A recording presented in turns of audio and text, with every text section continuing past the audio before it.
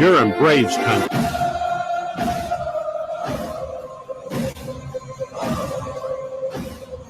All right. Let's have some fun today. I know that a lot of times on our Once Upon a Pastime series, we get in and we get into the nuts and bolts of the history of the game, and we really have deeper looks at things that a lot of folks aren't familiar with. Today we're going to have fun with maybe some names you're not familiar with. And these are the most unfortunate names in Major League Baseball or in baseball history. They didn't all make the majors. But some folks gave me some suggestions, so I'm running with the top 10. We'll probably do this again. So if you've got suggestions, shoot them to me. But we grabbed the 10 that we like the most, and we're counting them up 10-1. Yeah, you want to stick around for as it gets higher and higher. The first one that we're going to go with is Clyde Klutz. Now, these are the cleaner names. As we get higher and higher, you're going to hear these names. You're going to be like, that was someone's name? That was someone's legit. These are people's legitimate names. This is not some nickname. These are their legitimately God-given names, right? They're surnames. These are the names that their parents decide to hand to them and spend the rest of their life with. So Clyde Klutz was a journeyman catcher. He turned scout later on and convinced Charlie Finley to pay North Carolina pitcher Jimmy Hunter $50,000 to sign with the A's in '64. These are just some of his highlights. A decade later, Klutz, then a super scout with the Yankees, persuaded All-Star, now known as Catfish Hunter, to accept a contract with the Yankees in the first of a flood of free agent contracts. Clyde Klutz earned a World Series ring with the 1946 Cardinals. From 1942 to 1947, he spent time with the Boston Braves. One of the reasons why we started off with them, because you got to have a Brave in here. The New York Giants and the Pittsburgh Pirates as well. After 2 years in AAA, he spent 1951 with the St. Louis Browns and the Washington Senators before his big league career ended in 1952. So nothing great about Clyde's numbers.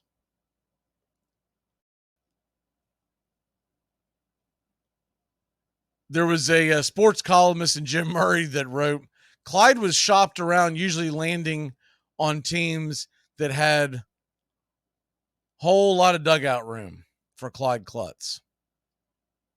In addition to managing in the minors and scouting for the A's, Klutz scouted for and was the director of player personnel for the Yankees, the Orioles, before he passed away in 1979.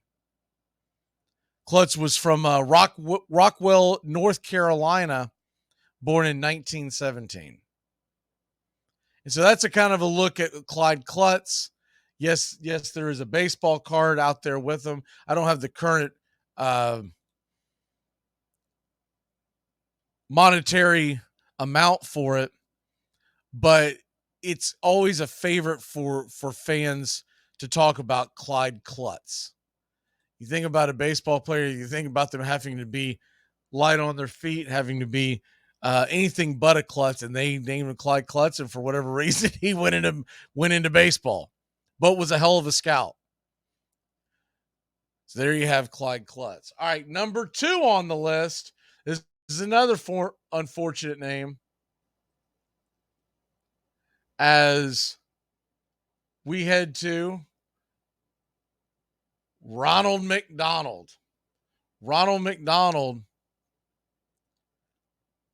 is a name in which, yes, spelled the exact same way, nothing different, nothing where you're going, well, yeah, but no, he was named Ronald McDonald. He was drafted by the Mets organization in 19, let's see, I believe he was drafted in 1977. So 1977, 17th round in the Mets organization. He did play a little A-ball in 1977, played in 69 games. Now, he never made it to the majors. He made it as high as AAA, but he did have baseball cards because when you get to that high, in fact, he was at Tidewater AAA 1980, 81, and 82. So they make these cards for you in case you get called up. So the card you're looking at right there on the screen is Ronald McDonald from the 1978. I'm sorry. This is the 1981 card. This is the 1981 card. So you got the 1981 card, Ronald McDonald. He even did some photo ops where he was taking pictures with the clown Ronald McDonald from the famous fast food chain. And McDonald was born in Kenosha, Wisconsin.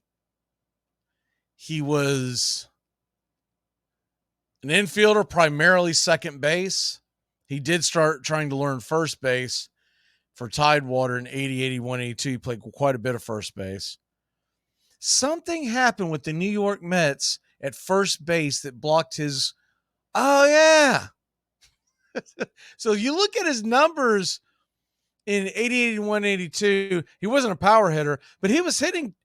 He averaged in those years hitting about 275. He had in those 3 seasons, he had about 140 RBI. So a solid first baseman. But right around that time period, before he could go to the next level, some guy by the name of Keith Hernandez was traded from the New York Mets, or from the Cardinals to the Mets. And that was the end of him. So highest he got to was Tidewater Tides. He played for the Jackson Mets in 79, the Lynchburg Mets in 78, and the Little Fall Mets in 1977. So there you have Ronald McDonald. I thought that was a pretty funny one. They get better. Trust me, they get better. But these are the most unfortunate names in baseball history. If you're just joining us, number 1, Clyde Klutz. Number 2, Ronald McDonald. Number 3 on the list, as I get that pulled up here. And most people remember this man, but for a starting pitcher, or a pitcher, period, in the world of baseball, for someone to name you Homer Bailey, and then you decide you're going to be a pitcher and not a hitter. Now, Homer Bailey was actually a pretty good player, but that is the last thing you want to be known as is Homer, right? Homer Bailey was actually, now this was an actual nickname. It was David DeWitt. Most of these guys, it was their God-given name, but this is David DeWitt Bailey, Homer Bailey. He was given the nickname from when, after his great-grandfather, who attended LaGrange High School in LaGrange, Texas, one of the more famous high schools in Texas sports. During a 2004 baseball game, Bailey won 15 games and lost none. But he was given the name after his great-grandfather, who was nicknamed Homer Bailey. Homer. So he got that nickname basically because of his grandfather was nicknamed Homer Bailey, but he decided to become a pitcher, and it was a really good pitcher, to be honest with you. So 15-0. He had a .68 ERA, USA Today named Homer Bailey the member of the All-USA High School baseball team. And in 2004, the Reds selected Bailey with the 7th pick in the first round. Highly touted. Played for the Reds from 07 to 2018, and then bounced around with the Royals, A's, and Twins to finish out his career. Here's the thing about Homer Bailey that you may or may not remember. Homer Bailey pitched 2 no-hitters, 2012 and 2013. I remember the first time he pitched the no-hitter, we were like, man, maybe he is pretty good. Then he pitched the second one, like, why did they name him Homer? They should have renamed him No Bailey. In fact, we used to joke around about that on the old Armchair Quarterbacks radio show. He would come up for a start. We'd be talking about the game, and someone would this is beginning of Armchair Quarterback Radio. The second run, the first run was in the 90s, early 2000s. But someone would mention Homer Bailey's on the mound today. I was like, you mean No Bailey? That he's about to throw another no-hitter. So Homer Bailey, pretty darn good pitcher, but finishes with an ERA of 4.56, only 81 wins. He was a guy that when you look at his statistics up and down for his career, obviously the 2 no-hitter years, 12 and 13, are highlights for him. No matter if he did anything else, there's a highlights for him. But from 2012 to 2014, he won 33 games and had an ERA of just south of 360. In that time span as well, this is another thing that I think he gets forgotten about. In that time span as well,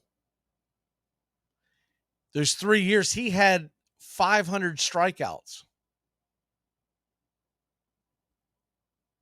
So there was a pocket in time where Homer Bailey, or as I like to call him, No Bailey, was actually a pretty darn good pitcher, but just a misfortunate name. I mean, as all get out for a starting pitcher, in Major League Baseball. And I would say that's the worst, that you don't want to be known as Homer.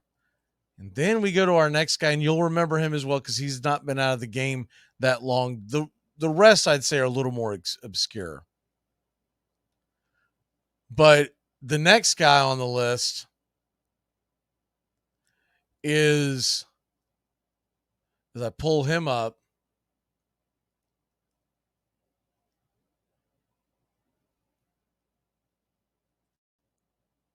Grant Balfour. And Grant Balfour, now he pitched, pull this up real quick. Grant Balfour, I think most people would remember him, honestly, from when his days in Tampa Bay. But Balfour, to me, was a guy that he's known for a few things. Okay, first of all, there we go. There's Balfour celebrating with the A's. Grant Balfour is known for a couple of things. First of all,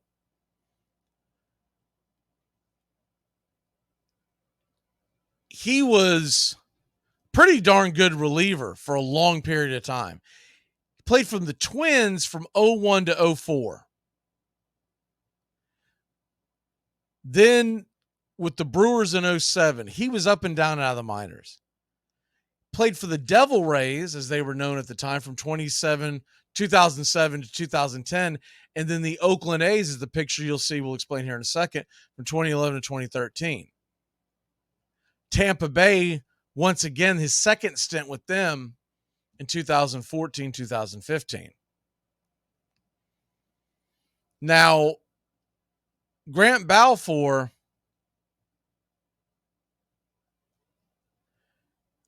was the biggest thing that I remember about him is Balfour had he had a fiery competitiveness in him. He would stare like a hole through you.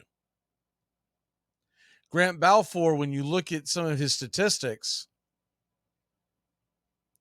and you talk about a guy who actually would step up in big moments, Balfour for Oakland, and this is when Oakland was pretty good. Everyone forgets. Everyone thinks that Oakland A's sucked for 100 years. Oakland was actually pretty good in the 2010s.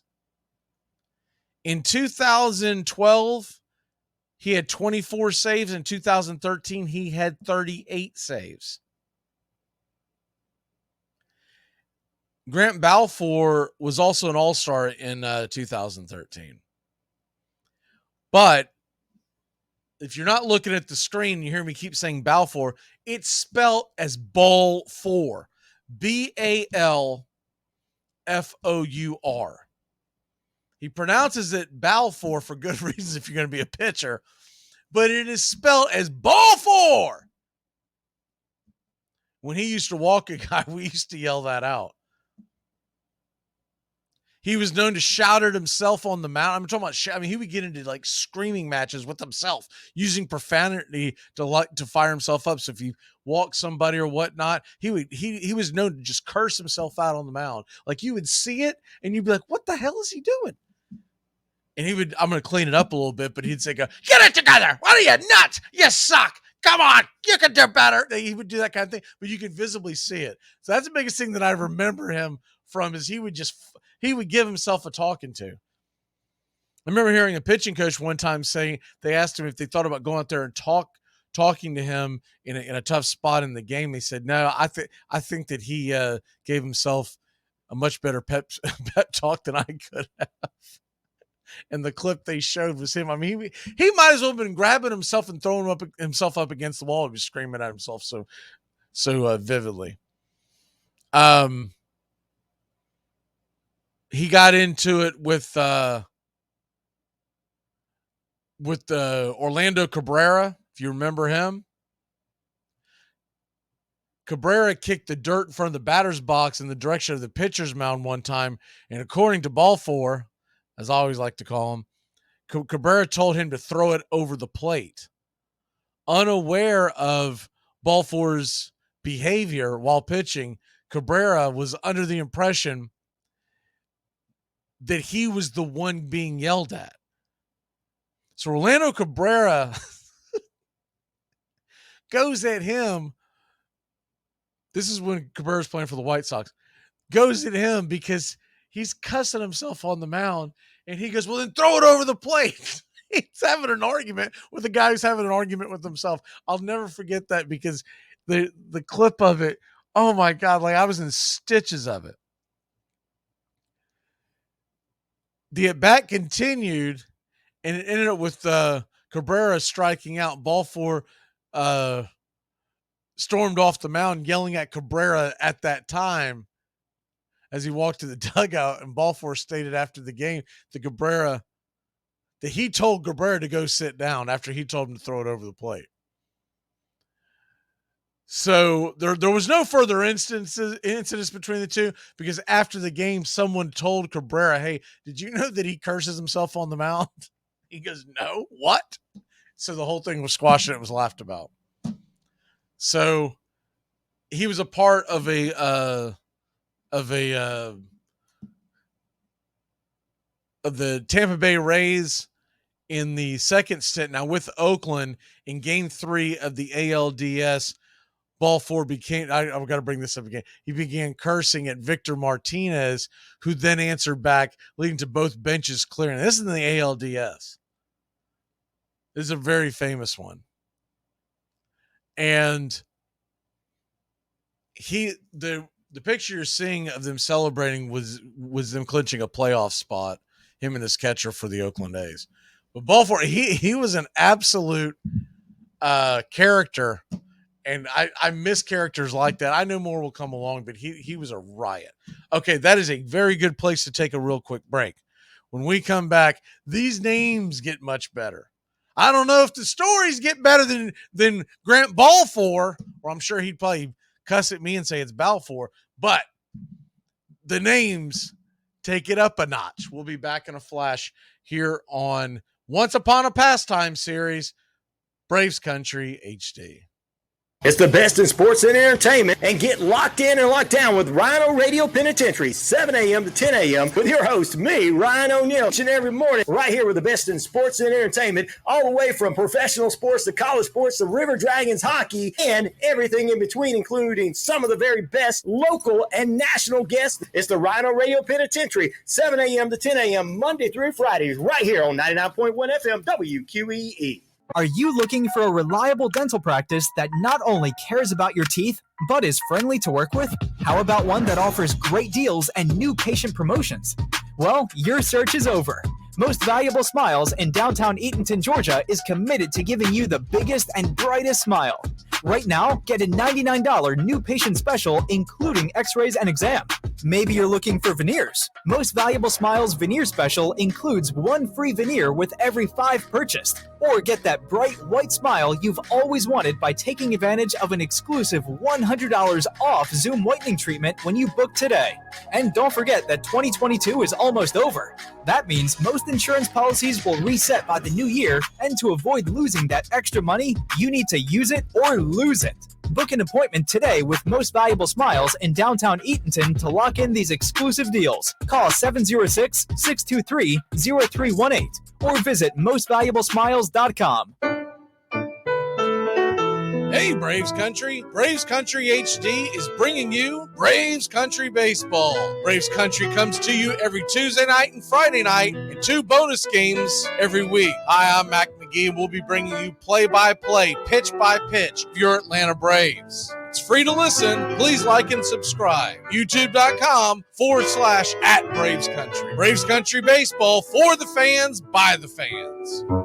Here's good news. There's still a need for hundreds of thousands of cybersecurity professionals in the U.S. right now. And My Computer Career is training people to help meet the demand. No IT experience? No problem. Take the free career evaluation today. Start your new life as an IT pro in as little as 4 months. Grants covering up to 53% of the cost are available to those who qualify. It's not rocket science. It's mycomputercareer.edu.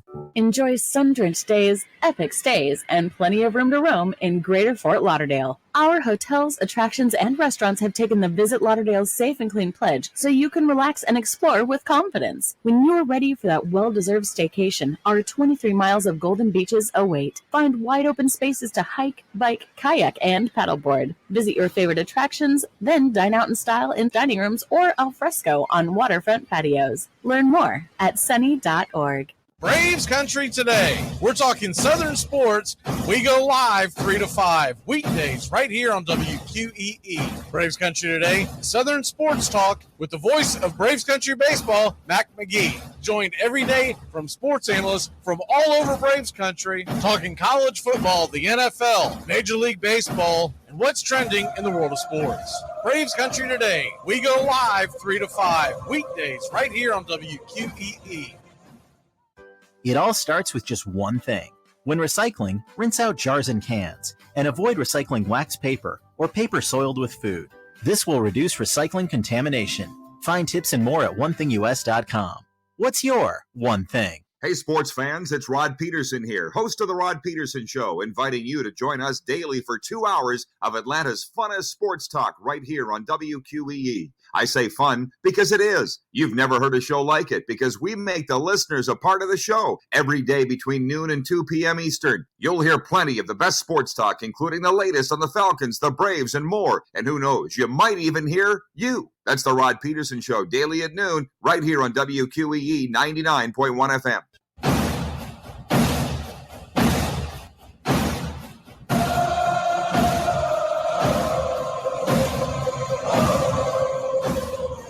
Welcome back.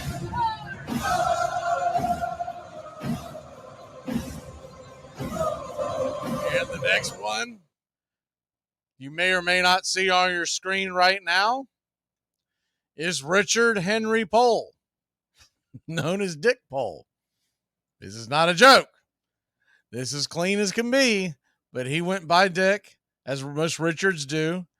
And Mr. Pohl was a baseball player in the Boston Red Sox organization. Played for the Red Sox in 72, 73, 74, all the way to 1978. And he was a pitcher. I mean, he saw some things, didn't he? If he played for the Red Sox in the 70s, he was a part of that team. Yaz hitting the ball down the line in Game 6 of the World Series. You know, they call it the Yaz Poll. You can think of some other funny things they could have done with his name, with the with him hitting the pole down the left field line that sent the game to Game 7 that the Red Sox eventually lost, but one of the most famous home runs in the history of baseball. Now, Dick Pohl actually, in his 6 years, he was 25-37, pitched a lot of relief. Never threw more than 120 innings in a season, which back then was low. Believe it or not, kiddies, as you gather around the radio, there was a day and time where 120 innings was very low. But he had an ERA lifetime just north of 5.05. He had a 531 innings total pitch and a whip of 1.537. So he wasn't a great pitcher. He's from Trout Creek, Michigan. But one of the more colorful names in the history of baseball, and a lot of collectors love collecting his baseball card because of the funny name. And his last appearance actually was in 78 with the Seattle Mariners, but he played most of his career with the Boston Red Sox from 73 to 76, and then with Seattle from 77 to 78. And then after that, he became a coach in the Cubs minor league organization in 83, joined their major league staff in 88. I actually remember him more as a coach. I remember wait, what is his name? This is for Google. You're like, I think I heard that wrong. He worked for Don Zimmer in 88, 89 with the Cubs, and remained in that capacity through 1991. He was one of the guys that helped develop Greg Maddux. So, and Maddux actually credits Pohl for a lot of his success. It's one of the reasons why I'm more familiar with his name than I think a lot of people would be, just because Maddux has mentioned him several times. In fact, there's a quote from Maddux that says, I remember when Dick Pohl told me one day, why don't you stop trying to strike guys out? Just try to get them out, and you'll probably strike out as many guys, if not more. He went on to say he was right. I've always tried with 2 strikes just to make a pitch and get the guy out. You get a lot of strikeouts just on accident. And so, and really, if you think about it, that was Greg Maddux's entire mindset of his career. I remember the famous line, he was asked by a reporter one time, would you consider, I don't remember if they called it perfect game or whatever term they used, but basically said, if you could dream of one game that you go out there and pitch, would it be 27 strikeouts? And Maddux said, absolutely not. It'd be 27 pitches. All of them would be dribblers over to first base where the first baseman steps on the bag and I don't have to move. That changed his mindset, and he credits that to one Richard Dick Pohl. So there you have that. Here's another one that I'd say most people aren't familiar with because he played so long ago. But this is about as funny as it gets. As when I saw this name, I was like, what? Someone named this guy this? What are we talking about here? Now, honestly, it's not his first name that makes you laugh. It's his last name. You'd think at some point you change your last name. The family changes the last name. This man's name was Doug McWeeny. I mean, this sounds like something we make up as a moniker, to make fun of someone who's, doesn't have the guts to go do something. Oh, look at old Doug McWeeny go. You know what I mean? Like this is a real name. You imagine having to go through life signing that, but also you got to put your name down for a table. Back in the day, now they text you and whatever. We got a 4-top for Mr. McWeeny. Mr. McWeeny, a 4-top. Like, what? Heck no. First of all, I'm giving them my first name. They go, we need your second. I go, you absolutely do not need my second name. Doug McWeeny he's I think it's the funniest one to me in real, just when you think about that's his last name. 4.17 ERA lifetime. Born in Chicago, Illinois in 1896. He played for the Chicago White Sox. He also played for Brooklyn. Now, this is the 1920s. He finished his career at the Cincinnati Redlegs in 1930. By then, they were known as the Reds. But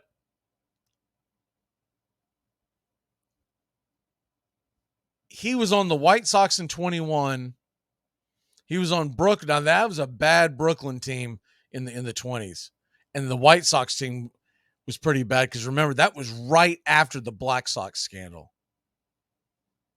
So he's taken the mound after this White Sox team had thrown the World Series, and he's going out there. And this is in the heyday. This is just past the dead ball era. So you still got low-scoring games. He's out there firing a 6.08 ERA, 5.91 in 1922, 4.57 in 1924. His career ERA is 4.17, but he had some stinkers. Can you imagine you're on the mound for the Chicago White Sox in 1921, right after the Black Sox had been kicked out of the league by like 1 year, right? And you're firing a 6.08 ERA. There's got to be people sitting in the stands going, he's on the take. Doug McWeeny, who was born in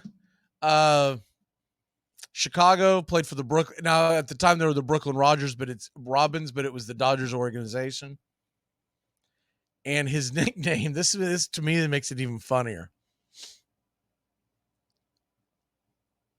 He worked at a gas station, service station in the off season, as a lot of players did side jobs because they didn't get paid a whole lot. His nickname was Buzz. You imagine doing a game, Buzz McWeeny coming out of the bullpen, Buzz McWeeny. So it wasn't just it was Doug. His nickname became Buzz. I mean, if I was going to pick the nickname and I was Doug, I'd have been like, my first name ought to be, or my nickname ought to be, don't call me. Don't call me McWeeny. But Buzz McWeeny, there you have that, played for the White Sox, primarily the Robins. White Sox and Robins did have a small stint with the Reds in 1930. So probably not as funny to folks back then. The English language changes, all that kind of stuff. But there you have Buzz McWeeny. Get out of here. All right. The next one up on the docket. So you go Doug McWeeny, This one is, I remember this one specifically. I grabbed this one because there's a clip that we even play during our baseball games where Harry Carey is referring to him. And if you look at his name, Doug's first or last name is GWOSDZ.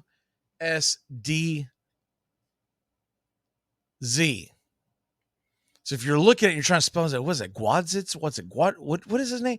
It's Goosh. You pronounce it Doug Goosh. And Goosh, his nickname, because if you look at that GWOSDZ, it doesn't look like a word. What else doesn't look like words when they're jammed together like that? Eye chart. So his nickname was Eye Chart. And I remember hearing his nickname. I never really knew his name as a kid growing up, but I knew his nickname growing up. He was born in 1960 from Houston, Texas. Debuted with the Padres in 1981. And his last appearance, now this is sad, with the Padres, was September 24th of 1984.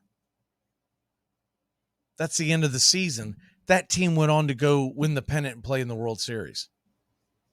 That team beat the Chicago Cubs, which is kind of funny because our number one guy made it to the World Series that year as well. So you would have had Goosh Eye Chart versus our number one guy. We'll get to him in a minute. But didn't have much of a career. Goosh lifetime 1.44 ERA.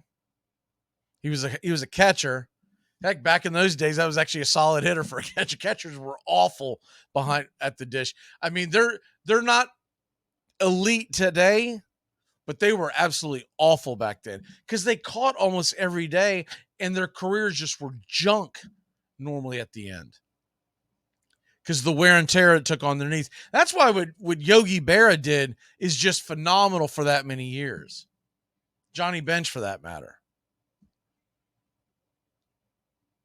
Back then, they didn't think about it. You think they ever did we're going to take a day off? Well, you caught the night game, so you can't catch the day game. Doubleheader. No, they would catch doubleheaders. They didn't care.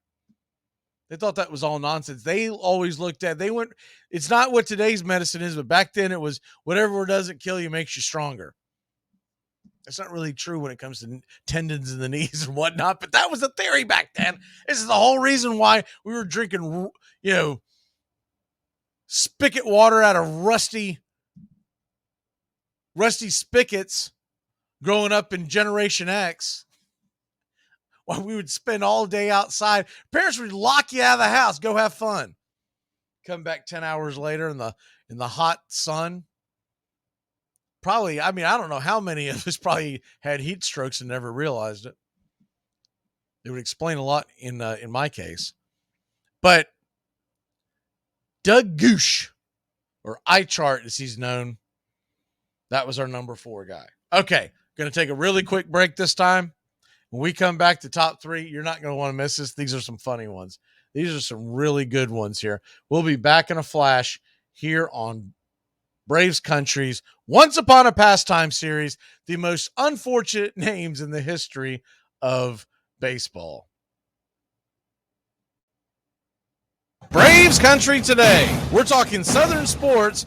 We go live 3 to 5 weekdays right here on WQEE. Braves Country today, Southern sports talk with the voice of Braves Country baseball, Mac McGee. Joined every day from sports analysts from all over Braves Country, talking college football, the NFL, Major League Baseball, and what's trending in the world of sports. Braves Country today. We go live 3 to 5 weekdays right here on WQEE.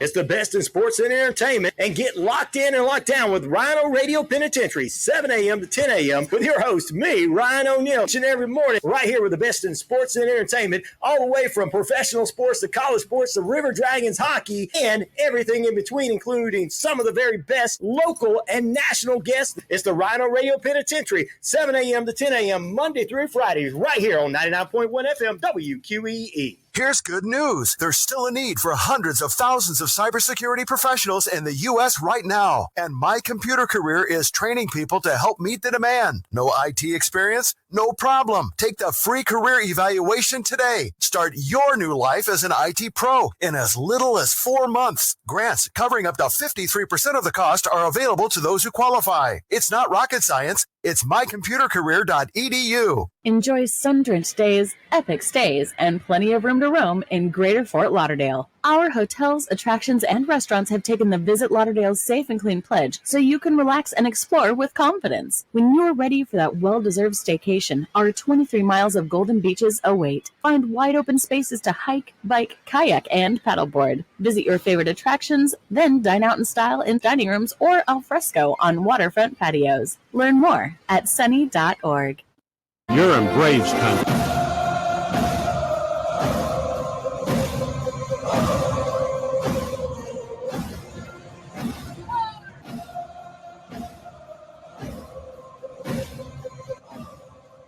All right.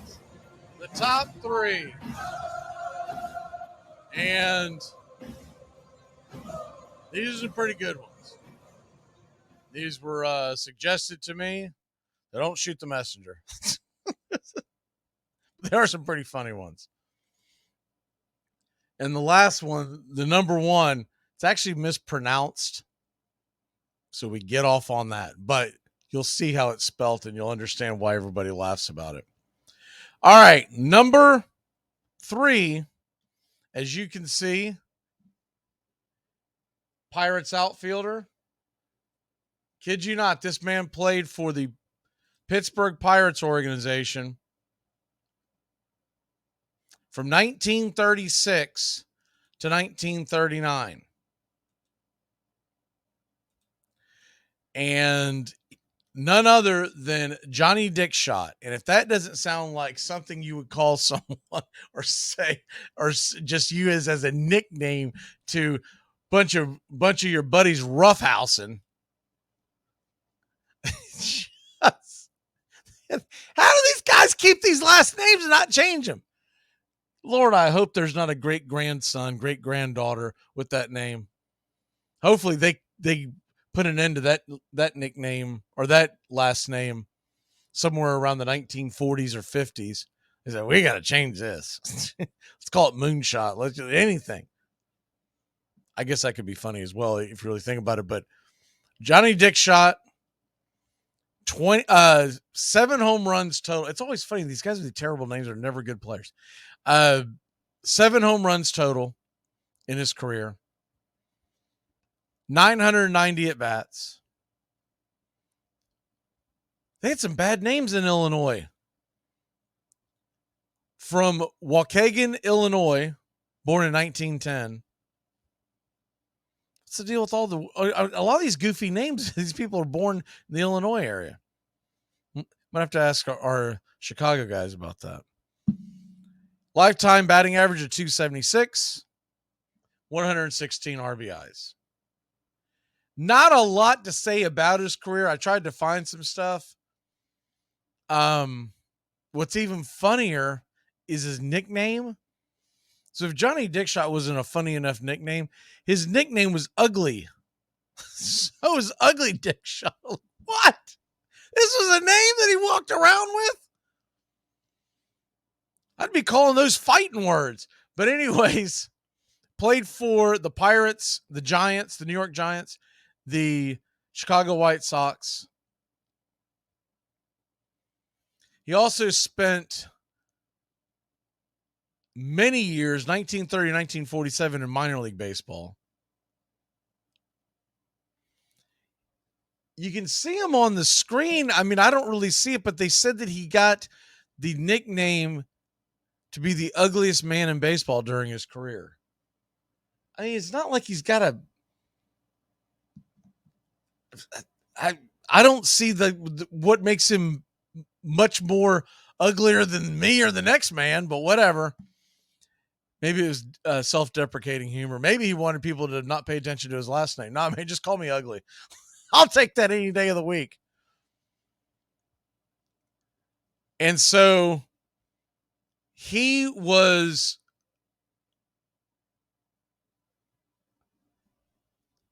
this is unreal. He was born in Illinois, and his last name was originally Dicks. You pronounce that however you want. I'm not going to spell that or say that. But his father was a foreman in a local steam mill, and when timekeepers misheard his last name, referred to it as Dick Shot. The family adopted the new surname, and the rest is history. What?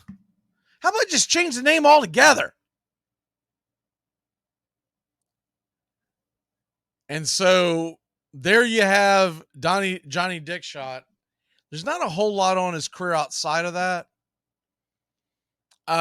According to one story told about him, a fan in Little Rock asked to shake his hand and approached the stands telling him, "I want my wife to see you so she'll appreciate me," jokingly. Dickshot had a sense of humor about it and said, "Don't mind my looks. I've got personality." When people joked about his looks while he's with the Giants, he would say, "Boys, I'm like a mountain, big, rugged, and in my own way beautiful." But once again, you see the picture. I mean, it's not like for folks who are listening on radio, it's not like it's some farming accident. It's like he's like a normal guy. Whatever. Evidently, I guess if you're gonna have a name like that, you gotta have one heck of a sense of humor. Speaking of that, we go on to our number 2 guy. And this one isn't as crazy that he kept the name. Although, considering nowadays and the connotation that it could be taken from, his name was spelled Pete, L-A, capital C-O-C-K. So you can imagine how Pete Lecoq was probably made fun of because he came up and played in the 70s. That's not that long ago. I don't know how his family kept this surname this whole time, but they did. Now, he was a little better player. Lifetime 257 average, 27 home runs. Here's the dumbfounding thing about him. He was born in Burbank, California. It's right there in the heart of Hollywood. You would think in Hollywood, you would be a little more aware of your branding and would change the name, but he did not. He was drafted by the Cubs in 1970. He in the Texas League, by the way, in 70, he led the Texas League with 85 bases on balls. And so he could work the count is essentially what he was known for. The next year for the San Antonio Missions at the next level, he led the league with 93 bases on balls. And in 72, did it again for the Midland Cubs. He was promoted to the major leagues where he played for the Cubs from 72 to 76 and the Royals from 77 to 80. Played in Japan in 1981. So 77 to 80, Kansas City Royals, you think about it, those were some pretty darn good teams. That was in the heyday of the Royals-Yankees rivalry.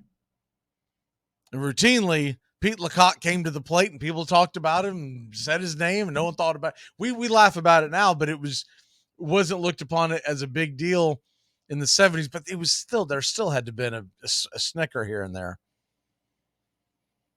But he played for the Royals 77, 78, 79, and 80. I know the Cubs in the early 70s were not a very good baseball team, but the Royals, they had a pretty good team.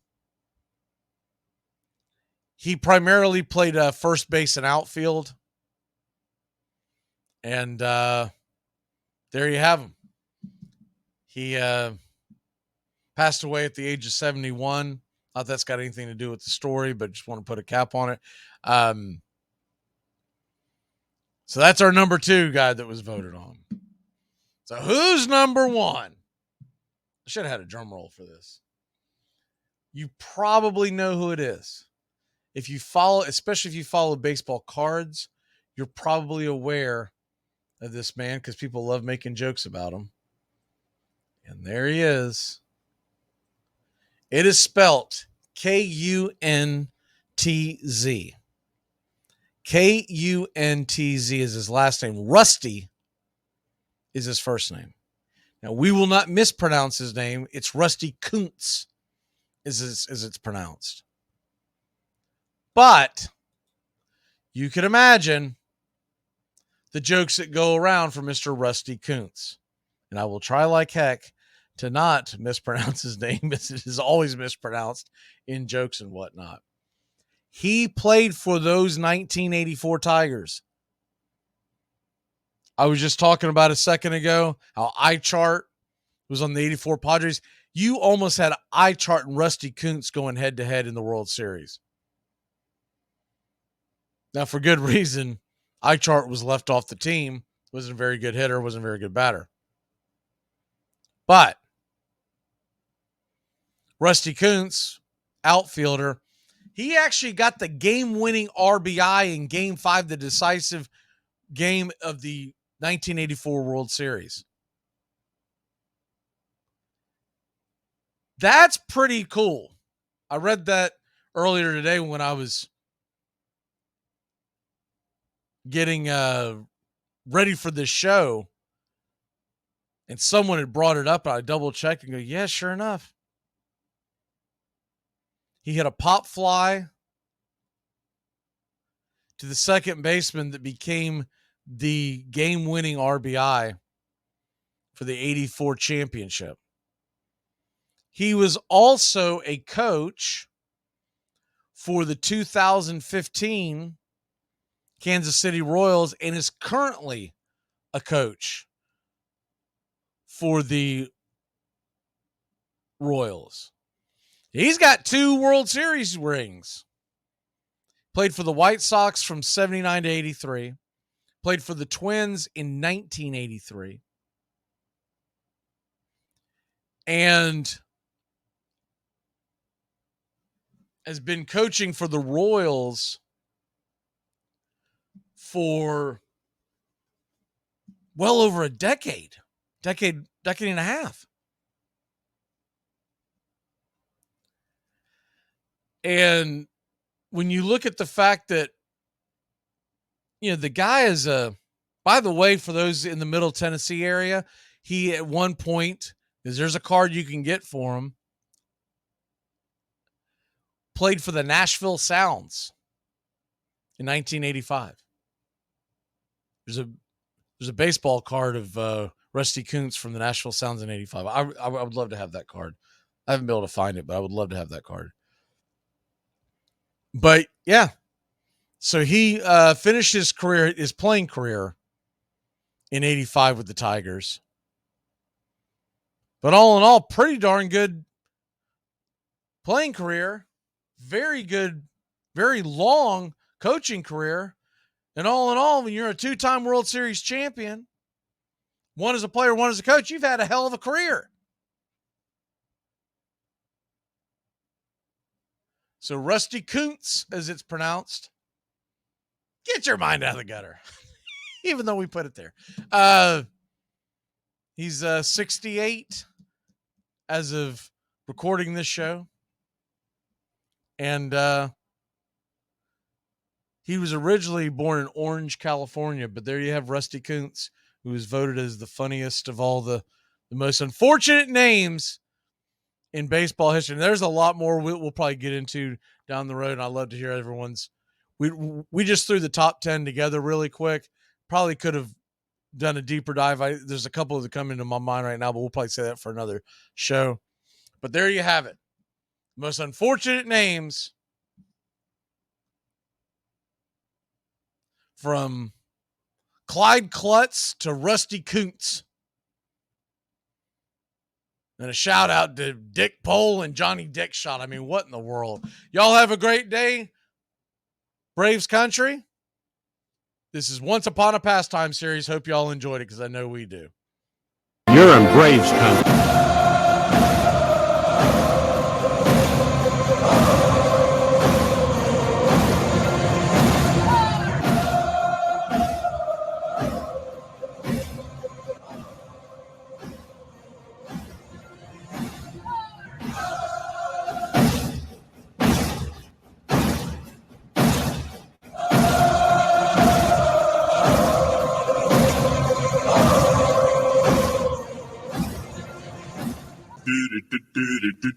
Goodbye, sweetheart, well, it's time to go. We're back tomorrow with another show. Well, unless we're fired, we'll talk to you then. Goodbye, sweetheart, goodbye. Goodbye. Guys and gals, it's time to go. We'll see you on the next show. Same bat time, same bat channel. Thanks for listening to Braves Country Baseball. With Mac McGee, we're proud to bring you year number 3. Braves Country Baseball comes your way Tuesdays and Friday nights and 2 more bonus games for a total of 4 games a week. You can also catch Braves Country, our daily sports talk show. We go live 3 to 5, 99.1 FM WQEE, Metro Atlanta. Other CBS, ESPN, and independent affiliates nationwide, and simulcast on youtube.com/@BravesCountry. Find Braves Country HD today wherever you stream. Your first choice for Southern sports and the deepest bench in sports talk. Something of the 5th of September. Something of the 5th of September. She said a lot that I can't remember. Something of the 5th. Can I get another cigarette, please? Can I get another cigarette, please? Yeah, I know I live